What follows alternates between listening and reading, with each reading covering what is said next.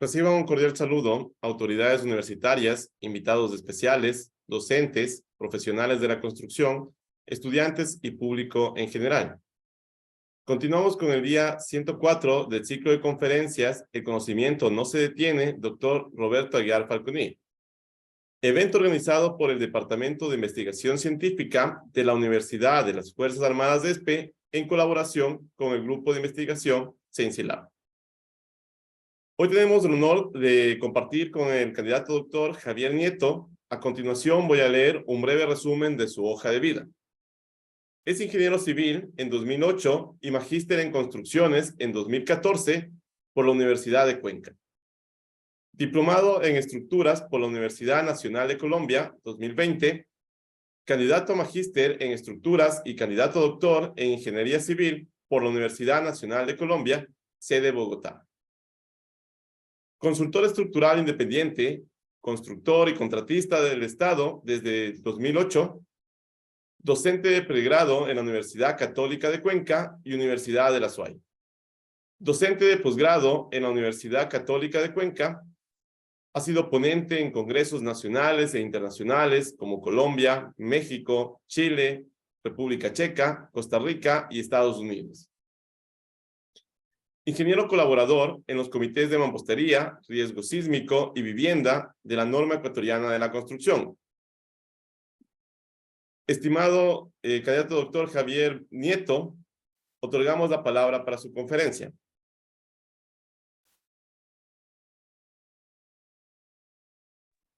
Reciban buenas noches a todos. Permítanme encender cámaras y el sonido. ¿Me confirman, por favor, si me escuchan? Sí, perfecto, Javier. Muchísimas gracias, pues, Nayen, por la invitación. Para mí es un gusto y un placer estar acá. He visto algunas conferencias anteriores, he estado analizando sobre CienciLab, investigando y revisando.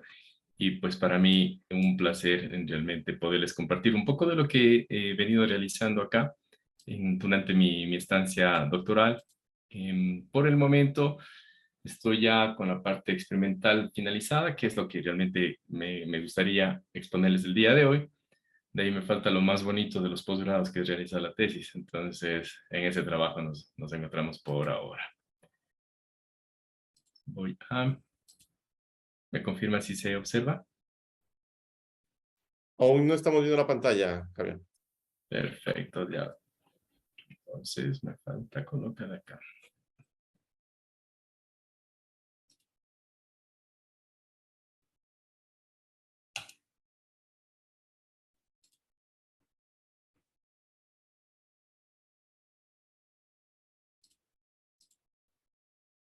Listo, ahí se observa.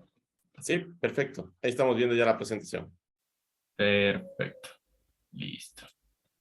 Entonces, bueno, un saludo a todos los colegas, a todos los participantes que están acá. Muchas gracias por su tiempo, por darse estos minutos para asistir a esta charla. En realidad me gustaría que mucha de la gente que esté aquí, que esté interesado en esta tipología de construcción o posibles posgradistas o gente de pregrado que esté realizando esta tesis y que les guste algún tema referente a esto, pues encantado podemos seguir expandiendo un poco la investigación que estoy desarrollando. Para el día de hoy tenemos lo que es una estructura sismo-resistente mixta para vivienda. Mi nombre es Jaime Xavier Nieto Cárdenas, soy ingeniero civil, magíster en construcciones y por ahora candidato a magíster en estructuras y doctor en ingeniería civil. Ahí está mi correo de contacto, encantado los puedo pues responder a sus inquietudes. Y tengo que agradecer en primera instancia pues al programa de conferencias del conocimiento no se detiene del doctor Roberto Aguiar, a la gente de la NEC que me ha permitido pues conocer a nuevos profesionales que se van convirtiendo en colegas, amigos, a Brian por la invitación. Y por acá, por la parte de Colombia, también agradezco a quienes han sido tutores, o quienes son los tutores de esta investigación, que es la profesora Caureta Keuchi, el profesor Julián Carrillo, el profesor Juan Tamasco, el profesor Daniel Lozano, y la profesora Marisabel Molina. Dentro de los estudiantes que han venido participando referente al tema, Andrés Delgadillo, Pilar Pilar, que es de Azogues, también una coterránea que está estudiando por acá. Juan José Barbosa, que ha sido una mano grande en la última parte de estos ensayos. A Lina, a Jonathan y a Valentina, que también han sido muy colaboradores para la parte experimental. También al profesor Camilo Ríos y también todo el staff del laboratorio de estructuras, al vicerrectorado de investigación, que nos ha ayudado con una parte de los financiamientos, y el profesor Juan Manuel Sandoval también nos permitió realizar un congreso con su colaboración. Dentro del contenido para hoy tenemos lo que es la introducción, el problema, el objetivo general, la parte experimental, que es el fuerte que les voy a mostrar ahora, y algunas conclusiones y recomendaciones al final. Entonces, bueno, arrancamos. Dentro de lo que es la introducción, ¿qué es lo que sucede? Hemos visto que siempre tenemos un déficit habitacional. Esto implica que la gente trate de, pues de alguna manera, ya sea por autoconstrucción, construcción informal, crezca y trate de dar un techo a sus familias. Todos creo que hemos visto la realidad de viviendas que arrancan de un piso y terminan siendo de hasta de 5 pisos. Entonces, esto es tanto común en Colombia como en Ecuador. A su mano izquierda, permítame ir señalando.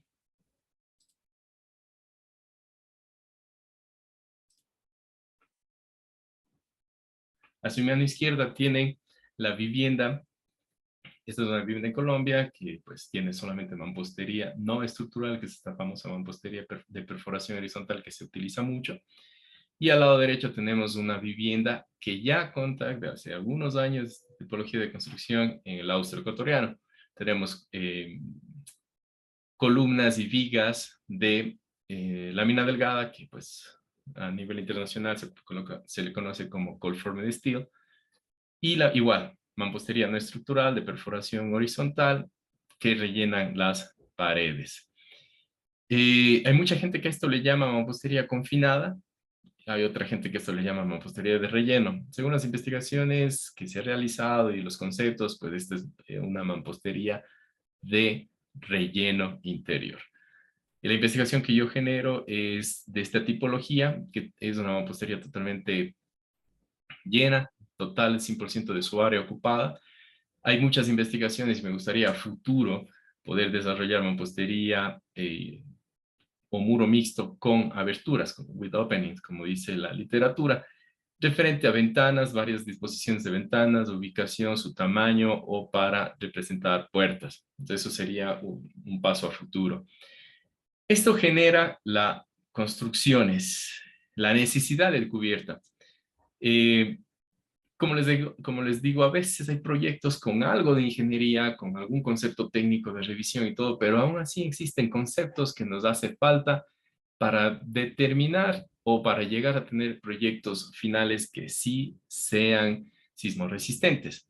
Acá tenemos el problema de que no tengo pórticos resistentes, sino simplemente tengo muros de mampostería. Si es que esta fuera mampostería estructural debidamente construida, fuera muy rígida y pudiera pues desempeñarse muy bien bajo sismo, pero no lo es. Esta es una mampostería no estructural, se le conoce como un elemento no estructural, y por cómo está construido, fabricado o armado, en realidad no, su desempeño va a ser muy bajo o casi nulo. En este caso tenemos un grave error de percepción estructural en la que no presenta continuidad en columnas. Las vigas que son de lámina delgada, estas deben, y como debe ser, y se asume en el concreto, una columna arranca en la cimentación, termina en la cubierta. Acá se ve que la columna descansa sobre las vigas y a una lámina muy delgada, muy esbelta, le estamos dando compresión. Esta compresión puede llegar a generar una pérdida de capacidad del elemento. Por otro lado, tenemos este tipo de estructuras, que es algo penoso mostrar estas dos fotografías. ¿Por qué?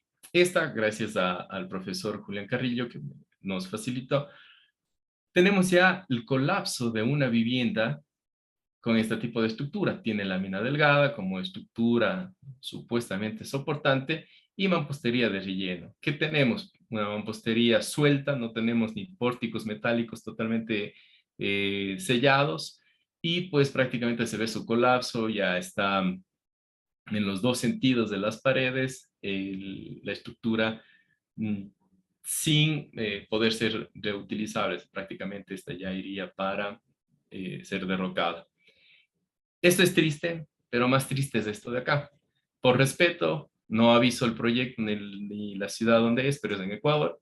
Zona sísmica alta, se maneja ya tipología mixta, es una estructura en metal, con algo de prefabricado en unas viguetas que eran con unos concretos y unas varillas que salían a la parte exterior, y esas varillas se soldaban a las vigas metálicas, material de relleno en mampostería no estructural de perforación horizontal, se hicieron alrededor de, si la memoria no me falla, 250 módulos de este de aquí, en zona de sísmica alta, con esta calidad de construcción, ¿sí? Entonces tenemos una columna, una viga muy pequeña, o sea, en realidad esto tal vez para cubierta, un ángulo soldado como para darle base a la columna superior, malla tipo gallinero, que es lo que se le conoce, un mortero mágico, y todo esto luego queda cubierto, se empañeta, se enluce y ya termina con su vivienda lista. Pero cuando vemos el sí de cómo fue armado, en realidad es una pena. Este proyecto tiene ingeniería de diseño, supervisión de diseño, ingeniería de construcción, supervisión de construcción. Entonces, y decir que el programa o el software validó esto, en realidad lo dudo mucho. Y eso es un poco la cruel y lamentable realidad que tenemos en nuestras construcciones. Y estamos hablando de estructura mixta, ¿sí? Ahora, recordemos que estamos en una zona sísmica muy alta, tenemos una amenaza sísmica. ¿Qué significa eso? Que veamos este mapa. Por un lado tengo en el mundo, está pintado o coloreado exactamente los lugares que más desarrollan vivienda de mampostería no estructural, ¿sí? Y por otro lado, tenemos las zonas sísmicas más altas de todo el mundo. No me quiero meter en otros continentes, vamos solamente a Sudamérica. Y lamentablemente los países con más capacidad, con más riesgo sísmico, son los que manejan la mampostería no estructural. Entonces, al ser países en desarrollo, tener este riesgo sísmico latente de que X día nos puede atacar un sismo como fue en Pedernales en 2016, las edificaciones vulnerables, como vimos de las fotografías anteriores, siendo países en desarrollo, entramos lamentablemente en un círculo vicioso en el cual, si no hacemos un cambio, puede generar que llega el sismo, colapso, muere gente, pérdida de bienes, eh, la gente vuelve a construir con lo que puede, vuelve a generar los mismos conflictos porque tenemos una tradición constructiva y seguimos en este mismo círculo. Años después nos volverá a caer otro sismo y así continuaremos. Entonces la idea de este tipo de tesis, y creo que muchos de los investigadores que estamos alrededor del mundo y en especial de Ecuador, es ir buscando soluciones para romper este círculo vicioso. Y hablo de tradición constructiva porque si uno va a Estados Unidos, vamos y nos hospedamos en un hotel, una casa de un familiar o lo que sea, no nos hace daño ver que las paredes son tipo drywall, son paredes livianas. Pero si vamos a comprar en Ecuador una vivienda o vamos a arrendar en Ecuador una vivienda, lo primero que hace la gente es llegar y golpear las paredes. Si la pared es drywall o suena o construcción seca, la gente ya dice, esto no es de calidad, es malo. Si la gente también piensa que una vivienda es prefabricada, tiene el mismo concepto de que va a ser malo. Entonces, esta tradición constructiva es, si yo golpeo la pared, veo que es de mampostería, digo, esta casa sí sirve, esta va a resistir, cuando el concepto lamentablemente es al contrario. Si tengo una mala vivienda pesada de concreto con mampostería, yo preferiría vivir en una vivienda prefabricada liviana. Porque el sismo afecta más, a las viviendas más pesadas. Entonces, eso para que lo consideren. Por otra parte, entonces, ¿qué estamos atacando con esta investigación? ¿O cuál es el problema? ¿Y por qué se me ha permitido avanzar al grado de doctor o ser estudiante de doctor y ahora candidato? Es de que siempre nos dicen y en diferentes lugares del mundo van a decir, para usted ser un doctor o un PhD, tiene que dar un granito de arena a la ciencia, o sea, cuál es su aporte. Y cuando yo me puse a averiguar e investigar, es una pregunta simple, pero muy difícil de responder, es ¿qué es lo que hace falta? ¿Cuál es la brecha? ¿Cuál es el gap que uno debe tratar de cubrir? Entonces ahí me puse a pensar y me di cuenta que no hay normativa para este tipo de estructura. La normativa, mejor dicho, la normativa de Colombia sí tiene en su capítulo F.4, sobre lámina delgada, y hace referencia mucho tal vez a cubiertas, muy poco a pisos, pero mm, sí tiene limitaciones. Hay un libro muy bueno de Wayne Yu sobre Conforme de Steel Design. Este libro también muestra que usted puede tener edificaciones muy grandes, cubiertas, galpones, coliseos, con forma de steel, con lámina delgada.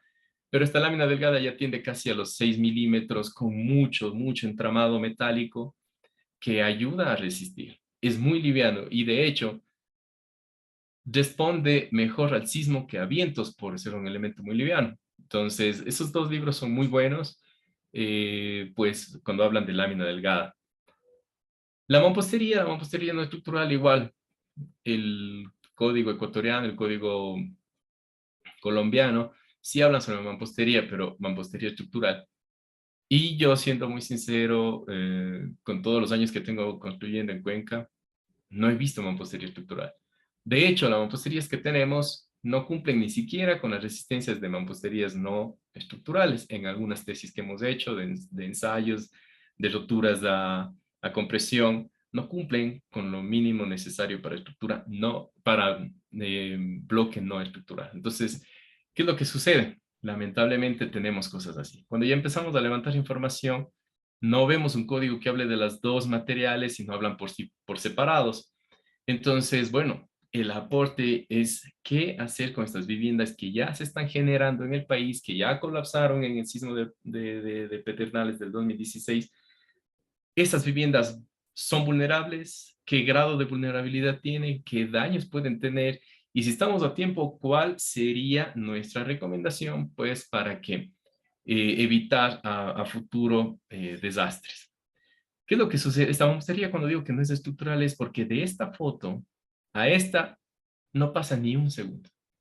Aquí estamos dando carga.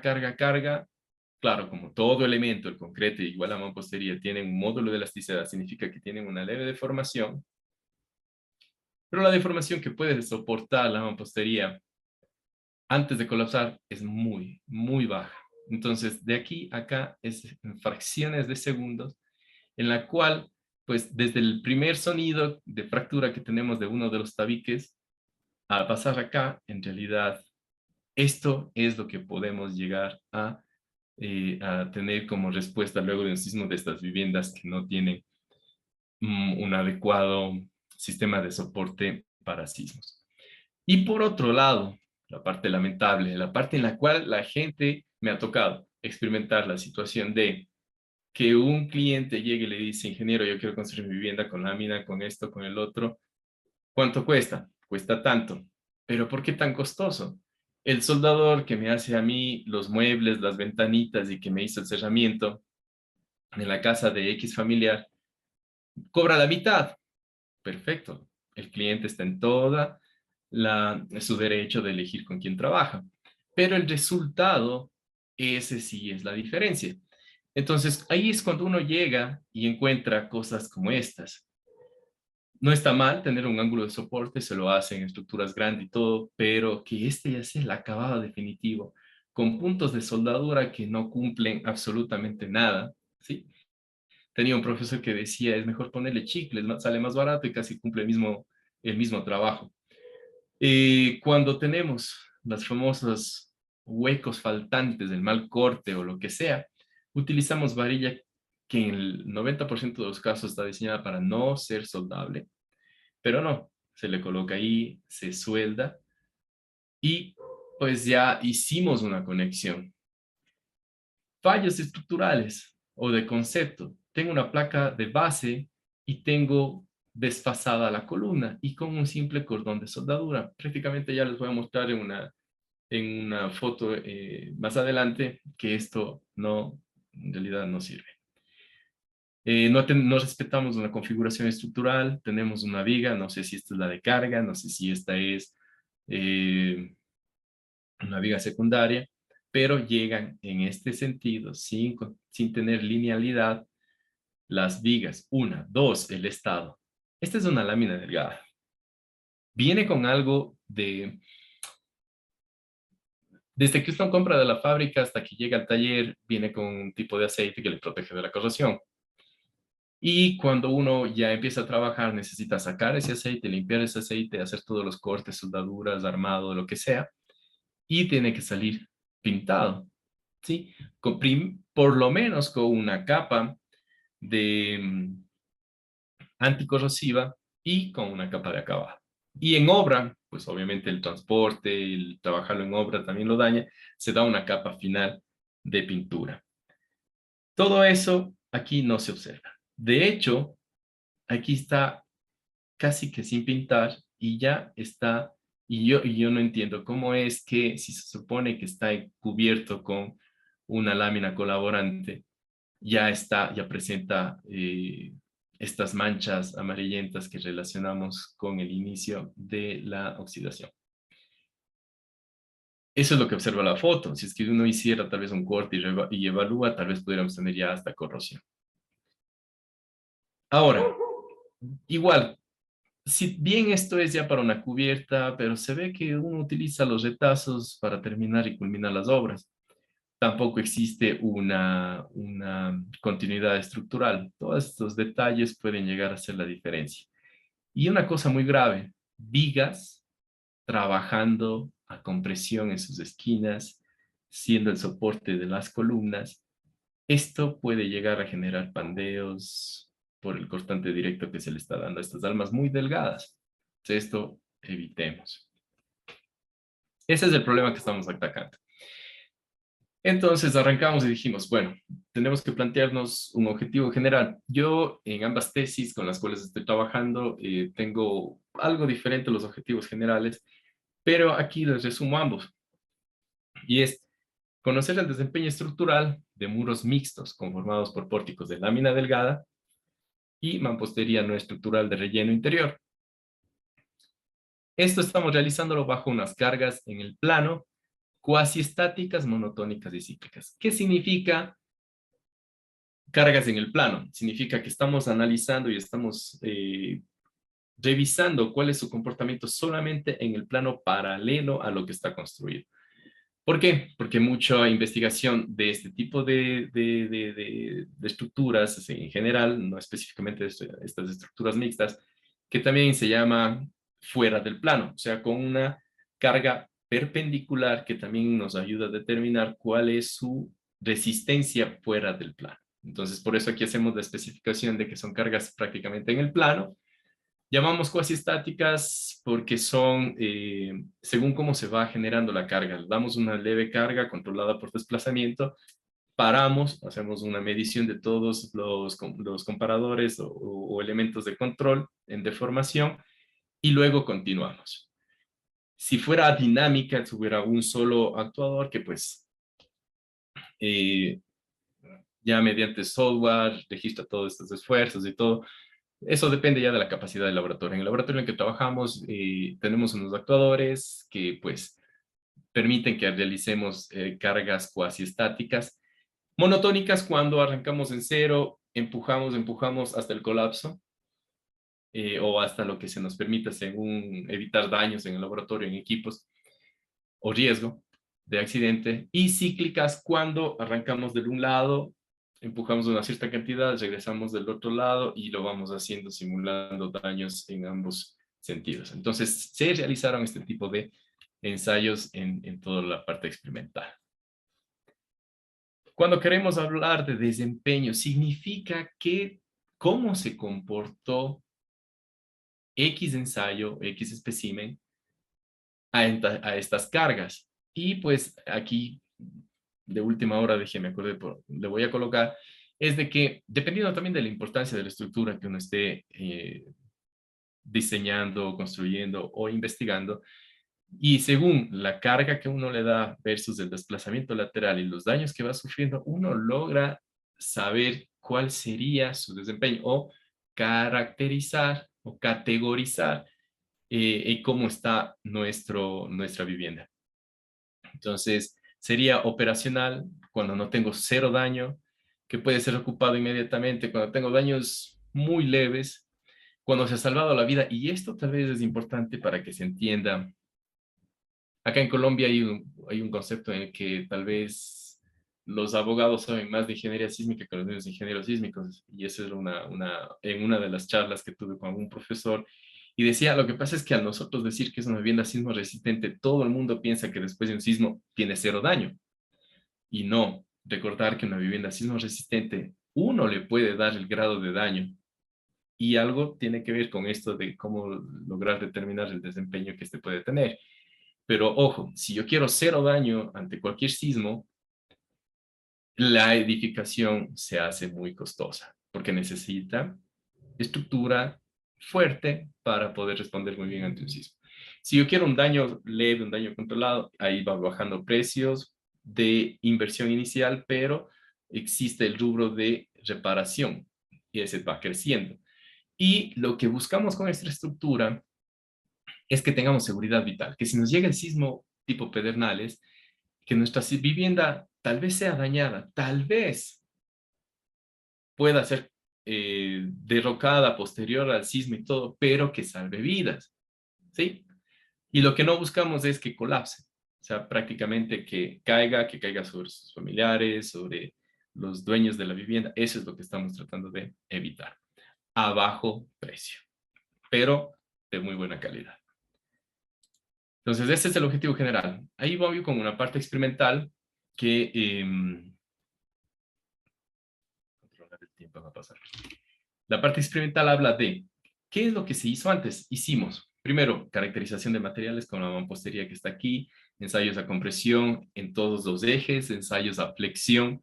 Y les muestro esta foto porque fue la más simpática, ya que por la inercia que presenta este bloque y cómo se ubica en la obra, no se fractura o no se rompe a flexión como los bloques macizos, por pues, obviamente su inercia. Entonces, generalmente tenemos son daños a cortante o falla a corte de estos elementos. Eso nos muestra que por la inercia y la forma que tiene una mampostería muy rígida. Hicimos ensayos de tensión en láminas, ensayos a y flexión, dotación que presentan estos perfiles. Entonces, esto de aquí ya nos ha permitido participar en un congreso, esto de acá, con unos muretes también en otro congreso. ¿Qué más tengo por acá? Bueno, aquí tenemos los muretes de compresión que les mencionaba, se hacen también ensayos porque una cosa es la resistencia solamente de la mampostería y otra es la resistencia del murete ya cuando trabaja. Primero, no en secciones enteras, sino por ejemplo media sección, una pega vertical, una pega horizontal. Entonces su comportamiento es diferente.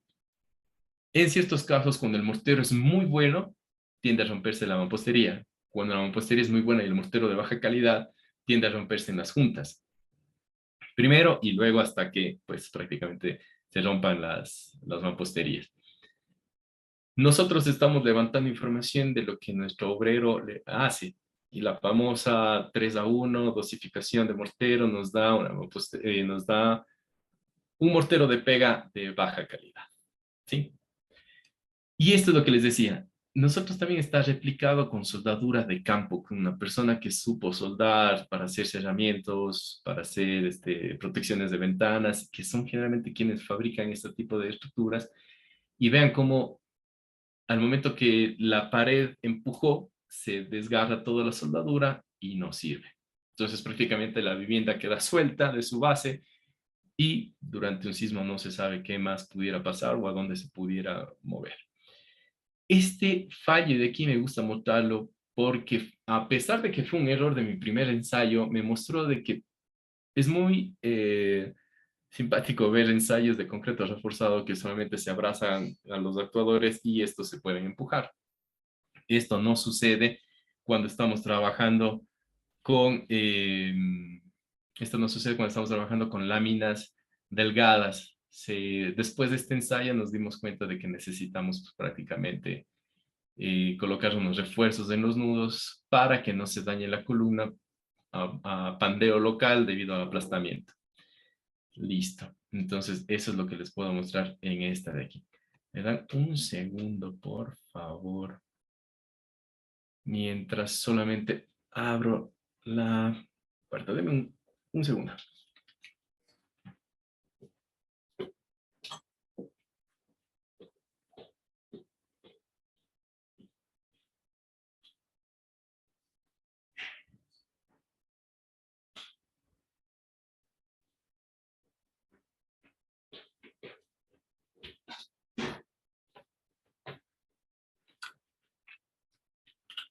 Listo.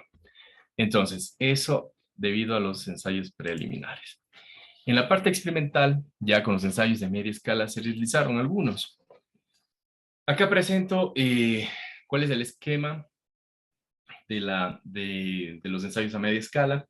Utilizamos como simulando una cimentación, una IP300, en la cual fue soldado en su base unos refuerzos con ángulos, tenemos el pórtico metálico, está la mampostería interna de relleno, aquí se presenta el plástico. Este plástico nos ayudó con el proceso de curado de los morteros, aunque oxida un poco la lámina. Este es el esquema. La viga fue de dos perfiles C, bueno, que en Ecuador le llaman 2G, de 100 por 50 en 15, con un espesor de 1.5, y las columnas fueron 2Gs de 120, 60 en 15 en 1.5. Esto fue armado, soldado, soldaduras que no fueron equidistantes. Bueno, sí se realizó un refuerzo en el nudo y en la base. Estas son las medidas internas y hay recomendaciones que nos dicen, cuando usted va a probar un muro nuevo, mantenga una relación de aspecto de 1:1. Por eso es que tenemos muy similar a 1:1, pues por la tipología constructiva, tenemos 1:23 por 1:26. Esta es casi 1 de relación que tenemos. Porque si uno hace ensayos muy pequeños, o sea, diríamos que en vez de 1:26 tenga 1 metro, tiende a fallar por medidas a flexión. Y si tengo pues diríamos ya muy largo la viga, perdón, el muro, yo que sé, 2 metros por 1:23, tiende por cortante. Entonces, para no inducir ninguno de esos fallos, se recomienda hacer cuadrado y ver cómo se comporta. Entonces, esto fue el esquema que tuvimos. Ahí está el actuador también, es uno de los actuadores que utilizamos. Y fue prácticamente el inicio, ¿sí? Se le observa desde el otro lado, y cómo terminamos. Como ustedes ven, se separa un poco, aquí tengo yo una grieta, o una separación entre la mampostería y la columna. Y por el otro lado, esto fue tomada la foto cuando tenía la máxima carga en este sentido, se ve que la pared se incrusta en la columna. Tengo un pandeo local aquí en el nudo, y también me muestra que la resistencia a la deformación lateral, que le llamamos rigidez, es mayor que lo que puede soportar este nudo metálico.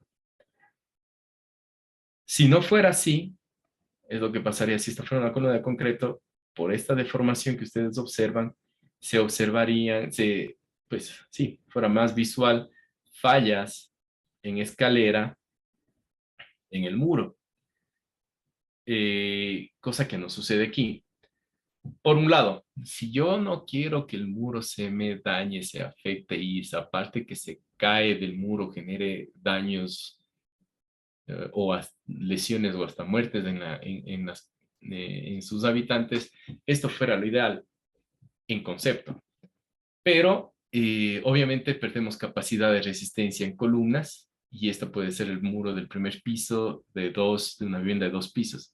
Ojo, estamos enfocados para que esto sea y parte tanto de la norma ecuatoriana y de la norma colombiana en viviendas de 2 pisos con luces de hasta 5 metros. Siendo así, siendo un muro 1, pero dándole mayores refuerzos que ya vamos a ver a continuación. Y esto tampoco nos gustaría, pues tenemos un segundo piso que va a tener una carga adicional que puede afectar la estabilidad global de toda la edificación. Pero bueno, esto es lo que pudiéramos ver. ¿Qué otros daños tenemos? Entonces, cuando les separamos, vimos que empieza a dañarse la soldadura, empieza a separarse la columna de la viga, aunque este tramo de aquí no tenía soldadura, el daño que le genera el mortero y la mampostería a la columna es mucho más fuerte por la resistencia que tiene esta leve lámina delgada, entonces este daño le está produciendo hasta una deformación en este sentido, como se observa acá, una deformación del nudo, la columna hacia la parte de arriba también se daña, tanto pues por el esfuerzo dado acá, como también por la carga de la placa del actuador. Entonces, vemos que prácticamente la lámina, al ser de 1.5, es muy, muy delgada. Claro que para el ensayo es lo que necesitábamos. Y a pesar que tenemos un refuerzo en el nudo, pues justo en la parte inferior que se acaba el refuerzo, empieza a deformarse. Entonces, estos son los daños que se tuvieron en la parte experimental. Luego, ¿qué es lo que pasó acá? Mientras tomaba algunos de los cursos, siempre me interesó ver qué se puede traer de todo lo que dice la ISC para estructuras fuertes de metal y que sea aceptado o que se pueda incluir a la lámina delgada. Entonces hay los muros de metal, hay los muros de acero. Estos muros de acero obviamente son de 1 pulgada para edificaciones, tienen sus pros y sus contras, muy económica, ayudan mucho a disipar y todo. Entonces dije, bueno, ¿qué pasa si en vez de ser de 1 pulgada es de 0.15 milímetros? Y eso es lo que se coloca aquí. Es una lámina de zinc de 0.15 milímetros, muy barata, muy económica, puesta con pernos en la parte superior a la viga, en la parte de la curvatura, porque esa curvatura tiene mayor resistencia, y a la parte inferior. ¿Qué más les puedo comentar de este asunto? Es de doble lado, o sea, a ambos lados de la mampostería está colocado, del muro, perdón, y tenemos que ocupa el 30% del área mm, del 30% de la longitud, ¿sí? Esto tenemos 1,23, entonces teníamos alrededor de 40 centímetros. Eso es lo que ocupa. ¿Por qué lo hicimos? Dijimos, bueno, ¿qué pasa si se produce un sismo o tenemos viviendas de autoconstrucción, viviendas de muy en las zonas rurales y tenemos, bueno, viviendas que prácticamente están alejadas, que no son nada eh, fuera de lo real que lo que tenemos en nuestro país? ¿Qué pasa si en vez de botar a veces las láminas de zinc que sobran, las láminas de zinc están tal vez perforadas, que se dañaron, se doblaron, esa lámina de zinc en vez de ser chatarra, coloquemos y pasar de chatarra a un dispositivo de disipación? Esa es la idea del por qué. Esto de aquí ya nos permitió participar también en un congreso internacional, recién la semana anterior, y pues eh, fue novedoso por lo barato y la idea de algo que puede ser basura, pasarle a un dispositivo de ingeniería sísmica. Ese fue el esquema. Algo que quiero mostrarles en esta foto es algo muy simpático, como la teoría lo menciona, que cuando tengo muros a cortante, Si es de concreto, cuando ya está ensayado, las grietas del muro de concreto son en X. Cuando es en acero, los muros de acero grafican deformaciones y pandeos como olas en el un sentido y para el otro sentido del ensayo igual. Y es lo que se observa aquí. Cuando yo tengo el ensayo, esta carga de aquí está en este sentido, hacia la izquierda de ustedes, se ve unas ondulaciones, ¿sí? Y cómo rigen las ondulaciones son en este sentido, de izquierda a derecha. Pero cuando cambiamos el sentido de la carga, ya se ven ondulaciones diferentes y tenemos de izquierda a derecha, ¿sí? En la parte inferior, parte superior, al contrario de lo que se presenta acá. Entonces, esta es la famosa, por eso se hizo también estas curvaturas, este diagrama, esta cuadrícula, para que se vean cómo se va deformando y cómo va tomando ese valor como si fuera una X en la lámina delgada. Entonces, esto fue algo novedoso. Estoy presentando solamente el 1% de deriva. Tengo hasta acá los análisis hechos de acá. Me falta mucho trabajo de escritorio en análisis de resultados y todo ese asunto. Pero hasta eso, aquí lo que les estoy mostrando es la parte experimental. Entonces, esto fue simpático porque, pues, uno es un muro reciclado, por eso se cambió solamente uno de los ladrillos. Y a este muro reciclado que ya fue dañado, ponerle un elemento de estos y obtuvimos mayor resistencia en el rango lineal. Este es de comportamiento. El muro, antes de ser ensayado, sí, tuvo una energía de 156 joules, presentó una rigidez de 2.11 kilonewtons por milímetro, versus el espécimen con zinc. Ojo, es el mismo muro, es la misma mampostería ya dañada, que se hizo unos arreglos solamente en juntas, se cambió la mampostería que se dañó, y presenta aumento en energía, presenta aumento en rigidez. Aquí se observa, aquí están ambas gráficas, son cíclicas, ¿sí?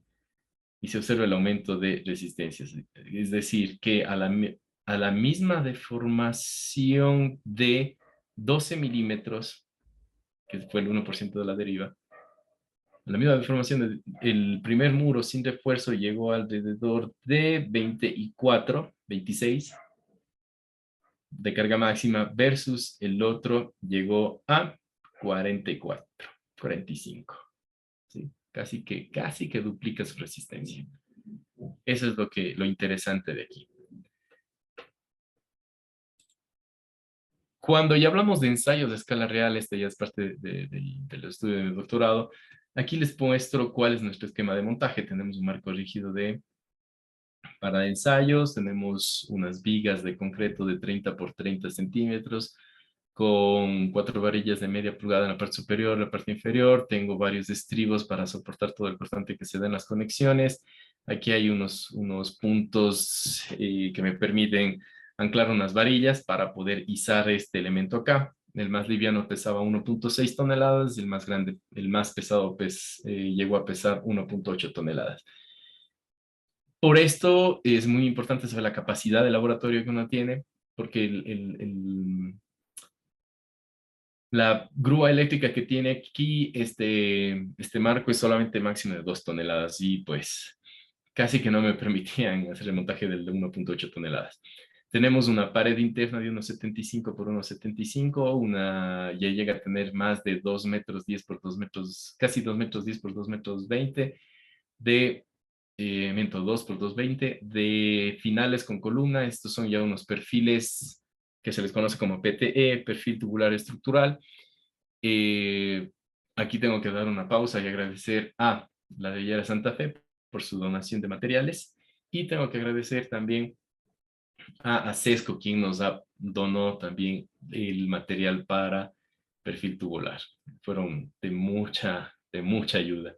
Hay otras empresas también que nos colaboraron, están en agradecimientos de los respectivos ponencias con las que hemos participado.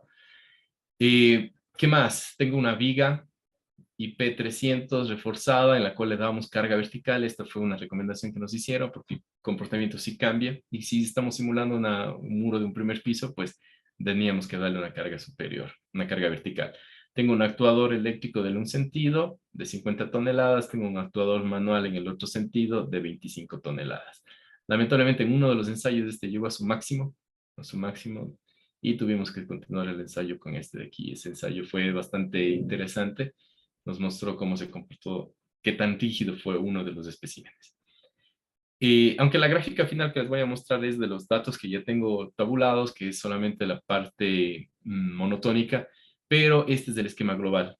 Tenemos la carga con su actuador, con su bomba y su actuador aquí para darle 1.5 toneladas de carga vertical. Tenemos entonces este manual con una bomba que está aquí, esta bomba de acá, y este eléctrico que ahí está la bomba eléctrica. Tenemos unos puentes de diodos por algunos galgas extensiométricas que tenemos instaladas ahí. Chequeamos la deformación vertical, perdón, la deformación que se puede presentar en la pared durante el ensayo, la distorsión, que es la palabra exacta para este caso. Tenemos un punto de contacto a 6 centímetros por debajo del perfil para saber también versus la carga. ¿Por qué realizamos esto? Porque cuando ya estamos realizando el ensayo nos fijamos que se va rompiendo un poco del mortero de contacto y y para también determinar si es que la pared se metía dentro de la columna. Una cosa es el desplazamiento controlado a la mitad de la viga con este comparador de carátula, y el otro es saber cuánto se desplaza, y sí, tengo algunos videos en la cual la viga metálica se desplaza más que la mampostería en sí. Entonces, por eso tenemos estos dos comparadores. Aparte, pues lo que dice la literatura, chequea cuántos se levantan, tanto viga con la viga de cimentación versus con la viga del marco, y la viga perdón, la columna metálica con la viga que simula cimentación. Acá muestro cómo fue el proceso. Teníamos siempre uno en montaje y algunos fabricándose, otros ya en proceso de curado. Aquí está un refuerzo con malla electrosoldada, que es uno de los elementos que tenemos ensayados también. La malla abraza de lado a lado, todos nuestros ensayos son en ambas caras. Este es un mortero tapando, bueno, un pañete o un enlucido con un ensayo ya listo. Y este es el anterior de malla que también está curándose. Vamos con el tiempo.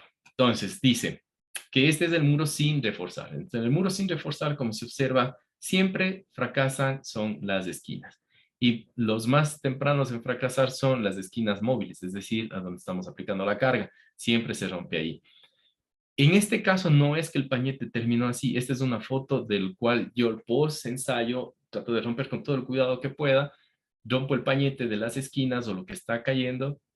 No durante el ensayo, a pesar de llegar ya a su 3% de deriva, no colapsaron, sino un poco las esquinas.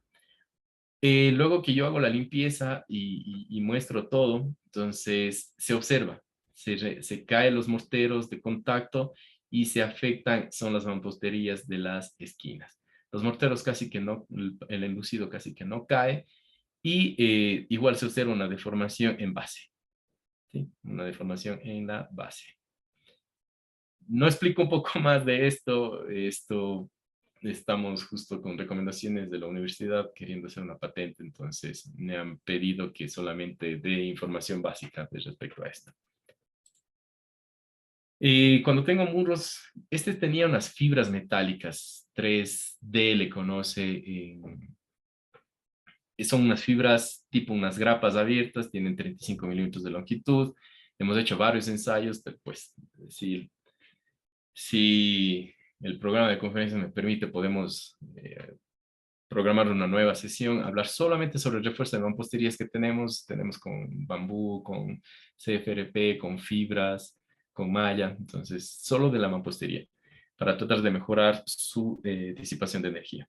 Entonces, utilizamos y trajimos esa idea de las fibras, son unos pelitos metálicos que quedan en el mortero solamente del pañete, para ver cómo se comportaba en este tipo de muro mixto. De igual forma, tenemos solamente fallos en las partes de las esquinas, como ustedes observan acá.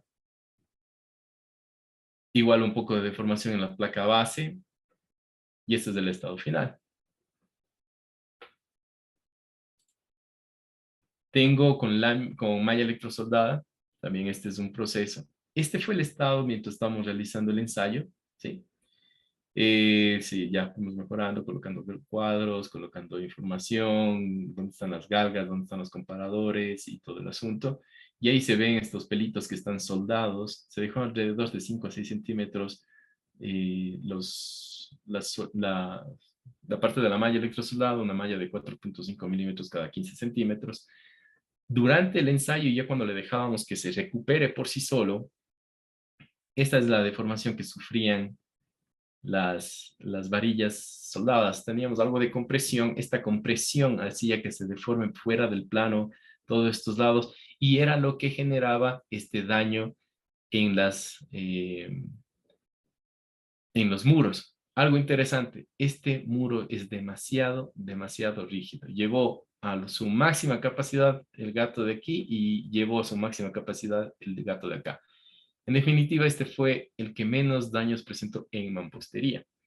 Lo que ustedes observan acá fue que tuvimos que romper, o sea, todos estos muros pensábamos que al llegar a 3% de deriva iban a romperse y era fácil el desalojo o la destrucción final y el desalojo. Tuvimos que contratar personal, se tuvo que traer herramienta y dedicarle 1 o hasta 2 días para poder demoler, porque en realidad los muros soportaron bastante bien, más de lo que teníamos pensado. Entonces, esto es para que se vean cómo los bloques, estas perforaciones son por el taladro eléctrico tipo demoledor que se utilizó, que a pesar que quisimos sacarle con cuidado, pues se nos pasó un poquito la mano, al maestro se le pasó un poquito la mano, pero el ladrillo está intacto. Quien se deforma y se rompe son estos hilos que quedan soldados a la estructura metálica. Y el último que se ensayó es un cortante que une las columnas. O sea, esta varilla arranca en la columna 1 y va a la columna 2. Esto es por un investigador chileno que, si la memoria no me falla, es de apellido Smith, que en el 2017 recomendó y vio que en vez de gastar cuantía de acero en reforzar las columnas en concreto, longitudinal, él recomendaba esa cuantía de exceso que se le coloca en acero, colocarla de manera transversal a la mampostería para lograr disipar y generar un tipo de conexión entre columnas. Eso ayuda a mejorar la disipación de energía, pero también ayudaba a que fuera del plano se rompiera la mampostería y se genere esos daños en X, de que el triángulo superior siempre colapse fuera del plano.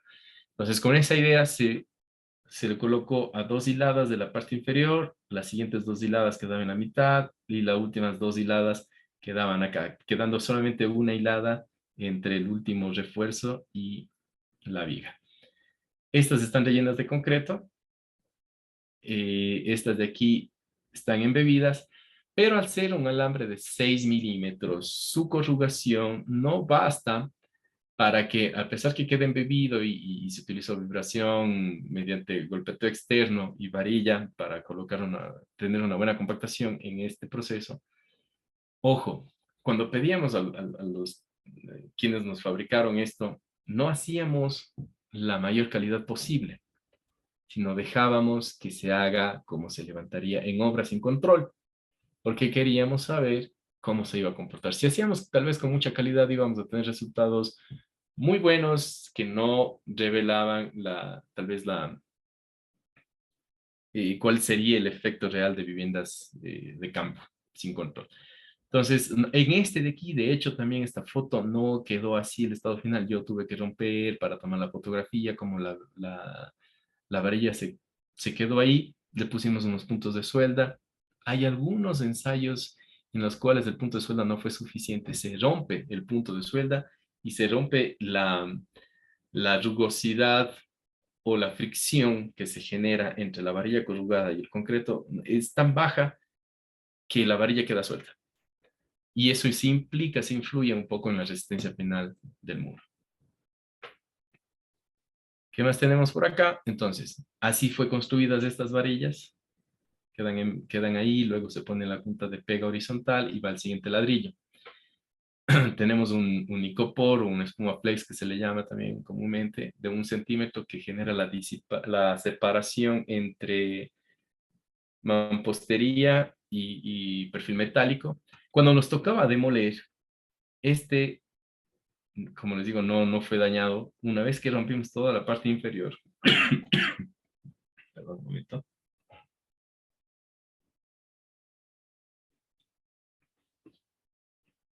Cuando se rompió toda la parte inferior, hacia la parte superior todavía nos ayudaba y nos colaboraba esta varilla para que no colapse el muro. Entonces, pues prácticamente su resistencia ayuda bastante al colapso del muro.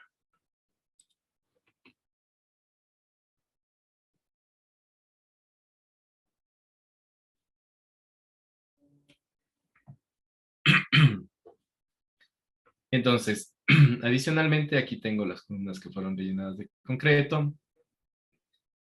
Y algo que se evidenció en este tipo de espécimen fue que fue el único que presentó un pequeño daño de separación aquí.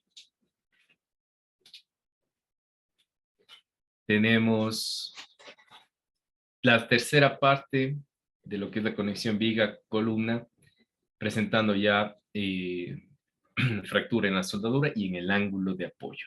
Entonces fue el único que prácticamente nos mostró columna fuerte, viga débil, pero lamentablemente una conexión débil. Y es por ahí donde empezó a dañarse y a disipar algo de energía o mostrar deformación.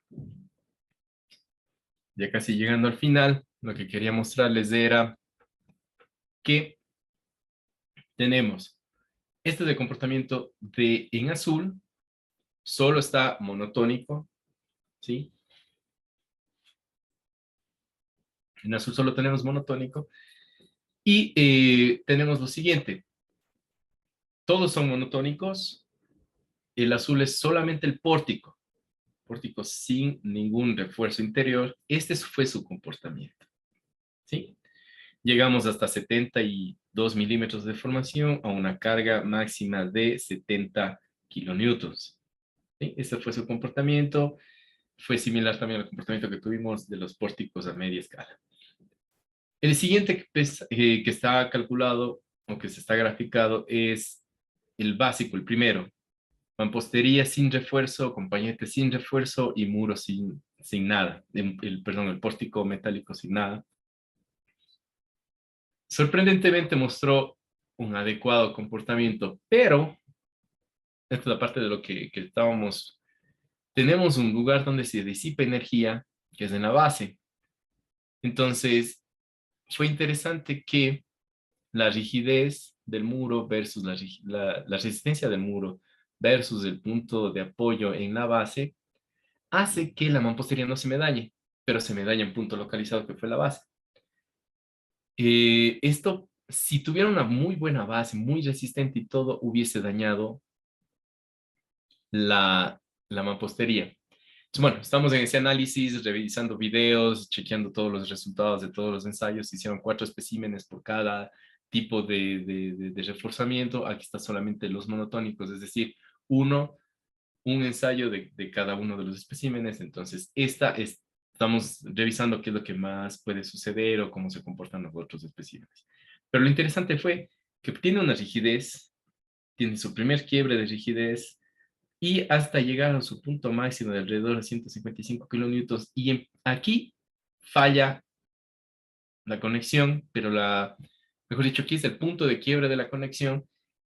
De aquí para acá, la mampostería casi que no sufre, sino sufre el pórtico metálico. Es decir, me da rigidez el muro total, llega a la parte inelástica y como que el muro le bota la responsabilidad de soportar deformación a la parte metálica y se comporta adecuadamente bien. Esta es la sorpresa de tener dos elementos no estructurales, no sísmicos, pero trabajando en conjunto, generen un muro que sí puede llegar a ser sismo resistente. ¿Por qué? Si dividimos la deformación máxima de alrededor de 57 para esta deformación de 20, algo muy rápido, 57 dividido para 20, tengo un índice, ¿sí? Un índice de ductilidad de alrededor de 2.8. Entonces, eso es muy bueno, porque se pudiera, me adelanto algo loco, decir que se pudiera diseñar este tipo de viviendas con un ER igual a 2. Entonces, eso es algo interesante. El siguiente muro que fue con el pañete, con el enlucido, con el refuerzo de vigas, de fibras metálicas, es el que está en gris. ¿Qué sucede? Es muy rígido inicialmente, pero le bota responsabilidad directo a la conexión muy pronto. Es decir, si el anterior a los 150 y algo, a los 155 kilonewtons, le botaba la responsabilidad a la conexión, este a los 118 por ahí, le botaba la responsabilidad a la conexión. Esto nos muestra que entra en el rango inelástico muy pronto, pero a su vez no es que sea malo, nos está mostrando qué capacidad la conexión tiene de disipar energía. Esto es gracias al metal. O sea, prácticamente este metal, atracción, excelente. ¿Sí? Entonces, eso es lo que nos está permitiendo esta gran deformación. El índice de ductilidad, en este caso, estaríamos hablando de casi 78 dividido para casi 12. Imagínense, este índice de ductilidad es de 6.5. De 6.5. Por otro lado, la que tiene malla electrosoldada, la amarilla. La malla fue la que más soportó, ¿sí? Llegó a su máximo de 170 kilonewtons. Nos va presentando varios quiebres, varios cambios de rigideces, pero su carga máxima fue de 170 y algo, ¿sí? Está algo confuso lograr decir cuál es su límite de fluencia. Podríamos hablar que es este, pero también tiene un gran incremento de resistencia y tal vez sea este de acá. Entonces, jugándole a contra a este de acá, pudiéramos decir que su resistencia fue máximo 64, perdón, su deformación, y su límite fue casi 32. Tiene un índice de utilidad de 2, ¿sí? Pero si ustedes observan, también llega a una deformación muy simpática. Estos tenían un 1,75 más 0.10 de altura, tengo 1,85 por 1 de deriva, o el 3% de deriva. Es decir, que yo debería haber llegado a su máximo de 55 milímetros para colapsar. Y todos pasan los 50. De 55 pasan, mejor dicho, y el único que no pasa de 55 es el último, el de concreto relleno de columna. ¿Sí? Entonces, mostraría que dentro de esos rangos generales, cualquiera de estos funcionaría muy bien para sí. Y el último, como les digo, el que tiene concreto relleno en las columnas y los conectores de cortante, que en el mundo de la construcción nuestros trabajadores le dicen chicotes. Ese presenta, casi todos tienen una rigidez similar de estos tres con refuerzos. También tengo un quiebre, tengo una carga máxima de 160, pero lamentablemente cae muy rápido. Su disipación es muy baja, muy rápida.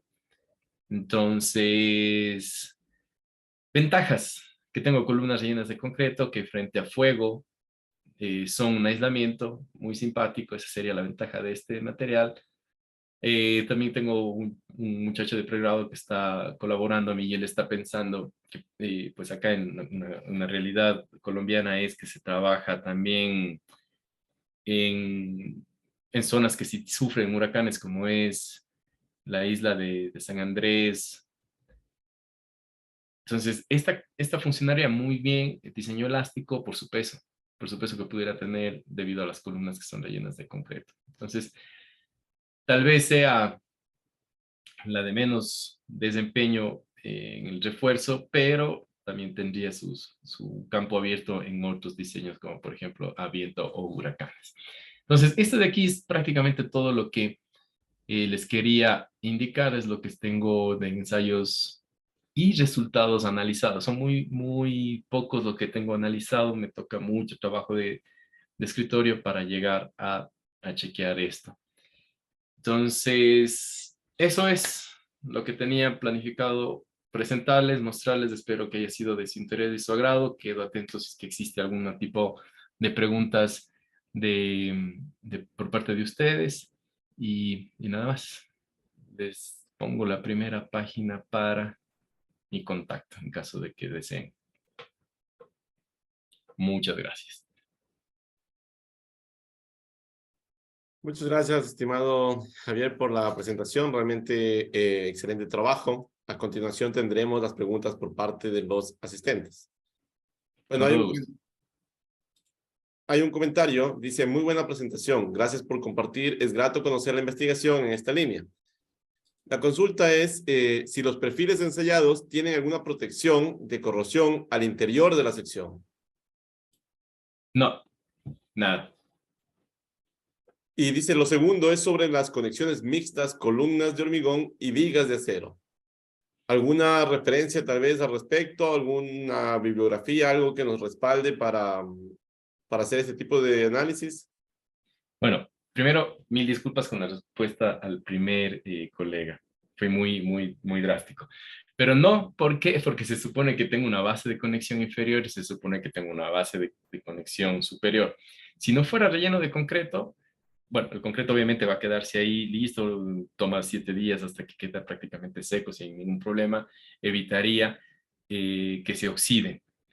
Pero al momento que yo tuviera una placa de conexión bien debidamente soldado en la parte inferior y una placa de acabado en la parte superior, internamente tendría muy poco aire. Eso haría que no tienda a oxidarse en la parte interna. Por otro lado, como también es muy común para este procedimiento de construcción, que se le coloca una malla encima de las partes metálicas, y a veces la gente quiere construir con metal, pero quiere taparlo para que no se vea. Eso es, no sé por qué. Entonces se pone un mortero. Entonces le estamos dando algo de protección al ambiente, a esa estructura, a pesar que puede estar pintada. Entonces eso pudiera ser uno de los indicadores del por qué no se hace un acabado interno para evitar corrosión. Esa para acabar la primera pregunta. La segunda pregunta es algo extremadamente interesante, muy buena. ¿Qué es lo que sucede? Recordemos que el concepto que se tiene tanto para concreto como para acero es tener siempre columna fuerte, conexión fuerte y viga débil. ¿Cuál es la idea? Recuerden que para que una estructura tenga un adecuado desempeño ante un sismo, es decir, tengo que buscar algo que logre deformarse sin colapsar para que me permita disipar energía sísmica. Ese es el concepto más o menos de ingeniería sísmica. Una de las clases interesantes que tenía un profesor empezaba y decía un carro antiguo, un carro del 50, su chasis era muy rígido, la gente con mínimo impacto fallecía. ¿Por qué? Porque toda esa ingeniería de impacto, toda esa energía de impacto lo recibía la cabina, donde toda la gente, por más cinturón que tenga, sufría mucho daño, porque absorbía toda esa energía del impacto. La ingeniería mecánica automotriz llevó a que el chasis de estos vehículos ahora venga con muchas deformaciones, es muy sinusoidal. Esto hace que en cualquier impacto se dañe la estructura del chasis, logrando deformarse, absorba energía y le llega menos energía a los usuarios de ese vehículo. De ahí la frase muy famosa y conocida de que los vehículos ya no hacen como antes. Sí, ¿por qué? Porque están cuidando vidas. Esa es la idea también en ingeniería sísmica. En vez de que el sismo les llegue totalmente a ustedes o a la estructura o a los elementos no estructurales, la idea es buscar un elemento que se disipe, que se dañe controladamente. Entonces, con todo ese preámbulo, ¿qué es lo que sucede? Llegar a una columna de metal, llegar a una columna de concreto, romper, soldar algunos tipos de varillas o pernos a estructura metálica y dejar empañetando, eso es generarle un daño, fracturarle una columna que es prácticamente la vaca sagrada de la estructura, ¿sí? Entonces la idea, y recién realizamos una pequeña tesis, una investigación con un colega, La idea es tener una muy buena placa de contacto que esté embebida en la columna. Esta puede estar internamente conectada por pernos, embebida desde el momento que fue hormigonado. Pero la idea es de que tanto la columna con esta placa, ese momento que se genera ahí, sea mayor, por lo menos un 25% más al momento que la viga le puede llegar a transmitir. ¿Sí? Ese es, si usted logra, o en mi concepto, si usted le hace una viga con el famoso, y mil disculpas por el término que voy a utilizar, hueso de perro, que es la viga con una pequeña corte eh, para debilitar esta zona, usted generaría o una placa con unas placas superior e inferior, estaría usted generando columna fuerte, pues, obviamente analizando bien los momentos que se va a generar, una conexión fuerte y ahí sí la viga débil. ¿Sí? Ahí sí garantizo que no pase, que mi viga llegue fuerte, llegue a un concreto y rompa el concreto que está recubierto, pero se queda con esa placa de anclaje algo débil porque empieza a dañar o a golpetear las varillas y el concreto confinado. Y para una columna de concreto reforzado, pues su núcleo, su concreto confinado es prácticamente lo que le logra dar resistencia conjuntamente con el acero y sobre todo con los estribos. Entonces, tener mucho cuidado en esa conexión, mantener los estribos muy pegados, una muy buena adherencia de la placa de donde va a soldar, que de preferible quede embebido, una muy buena soldadura en la conexión de la viga y garantizar una conexión que está en el ISC como precalificada sería excelente y así garantizar un adecuado comportamiento de ese tipo de conexiones. Esa sería mi respuesta, Brian. Muchas gracias por la respuesta. La última pregunta es referente a si cambia mucho el comportamiento de mampostería con huecos versus mampostería maciza. Tal vez ha investigado en esa línea. No, como mampostería maciza no tenemos. Es interesante la pregunta porque cuando hablamos de la influencia que genera la mampostería al marco, hay mucha investigación a marcos de concreto reforzado. Y sí, su comportamiento es diferente. Y de hecho, la gente que se mete un poco más a elementos finitos logra evaluar esto mediante softwares especializados para esto, como OpenSys, ANSYS o u otros programas. Y su comportamiento es diferente. La resistencia total de un bloque de mampostería maciza hace que colapse totalmente todo en una cierta carga y se fractura del todo. Mientras, pero una carga muy alta, por su geometría también. Mientras que esta mampostería que estamos analizando, ¿y por qué fue elegida? Fue porque la que se está trabajando mucho más ahora, por su peso versus velocidad constructiva, su área es el doble o casi 2.5 veces el área que puede ocupar un macizo, entonces le da velocidad constructiva al mampostero. Esta se rompe, es simpático, tenemos por ahí unos ensayos y unos videos que primero se rompe uno de los tabiques, la unión del tabique horizontal con el tabique vertical de las caras externas. Y una vez que se rompe, esa tiende a ser una columna. Una columna de una vivienda de 3 pisos con sus respectivas vigas a compresión, pues hace las heces cuando vamos a la teoría de columnas. Pero si quitamos esas vigas, tendríamos la misma carga y la deformación se vuelve una sola, pues su capacidad por esbeltez, según Euler, prácticamente colapsa. Entonces, primero, muestra una cierta resistencia hasta que se falla esta conexión del tabique horizontal con el tabique vertical, y de ahí sí desencadena otro fallo, otro fallo, otro fallo y rompe. Una ventaja es que le muestra por sonidos que está fallando. Y entonces la otra, un solo sonido y falla total. Esa pudiera, pues, ser una de las respuestas que se me vienen a la mente con la pregunta que me hace. sería interesante y fuera muy simpático poder replicar estos mismos ensayos cambiando la mampostería. Muy amable nuevamente, Javier, por las respuestas. Ya no hay más preguntas por parte de los asistentes. En este punto no me queda más que agradecer por su brillante participación, por su destacada investigación y trabajo, siempre hacia dar soluciones, ¿no? A soluciones a cosas que existen. Tal vez acá hay muchas eh, ideas para reforzamiento de estructuras que ya están construidas en este sistema. Quiero compartir, antes de dar paso, un comentario por su parte, este certificado de reconocimiento que se otorga, candidato a doctor Javier Nieto Cárdenas, en agradecimiento a la difusión del conocimiento y su valiosa participación como expositor en el ciclo de conferencias El conocimiento no se detiene, con el tema Estructura sismorresistente mixta para vivienda, firma Dr. Roberto Aguiar, organizador. Muchísimas gracias, para mí todo un placer. Javier, ¿tal vez algún comentario final de su parte? A ver qué pudiera mencionar.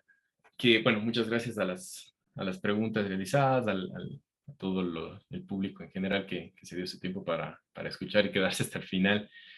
Hay mucho por investigar, hay mucho. En una conversación previa que teníamos con Brian decíamos, uno sigue investigando, sigue revisando artículos y se da cuenta que es prácticamente lo que dice el eslogan. El conocimiento no se detiene y uno por más que corre atrás, imposible conocer todo. Invitados profesionales que deseen colaborar con algún comentario, alguna recomendación, todo es válido, eso pudiera ayudarme a construir mejor mi tesis. Y pues para posibles colaboraciones a futuro, investigaciones, como mencionaba, de conexiones mixtas, que es un mercado también muy interesante y muy importante por la velocidad constructiva que puede permitir en edificaciones, o ensayos como, por ejemplo, utilizando este tipo de mampostería también, que es de uso común, que es maciza, pues a las órdenes, encantadísimo y muchas gracias por el tiempo, muchas gracias por la invitación. Eh, Nada más. Procuremos, por favor, como profesionales, mejorar la calidad de nuestras viviendas. Recordemos que el país es un país sísmico. Nada más. Muchas gracias, Javier, realmente por el tiempo, por esta brillante presentación nuevamente, y siempre están las puertas abiertas para presentar avances en pro de la ingeniería. También quiero agradecer a todos por su asistencia, por seguirnos acompañando cada lunes a las 19 horas, hora Ecuador. Y esto, el objetivo, el propósito es eso, mostrar acá las investigaciones de colegas, aprender un poco más y seguir avanzando hacia la resiliencia. Me despido, que tengan una buena noche. Hasta un próximo lunes. Pasen muy bien. Gracias a todos. Que pasen muy bien. Gracias.